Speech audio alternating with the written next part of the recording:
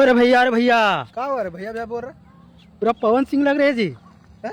हम्म, हमको तो विश्वास हो रहा, हम पवन सिंह है एकदम पवन सिंह जैसा लग रहे भैया। पावर स्टार ना। हाँ, पावर स्टार पवन सिंह, अरे एकदम डिट्टो कार्बन कॉपी एकदम। क्या बात कर रहे गजब गजब भैया। अरे भैया एक स्टेप पवन सिंह वाला एक यार स्टेप। होगा नहीं तो फिर भी मार देते हैं।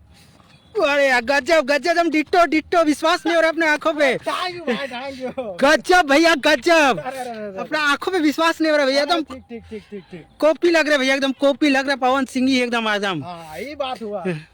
भैया भैया हाँ, एक डायलॉग पवन सिंह वाला, एकदम पावर स्टार।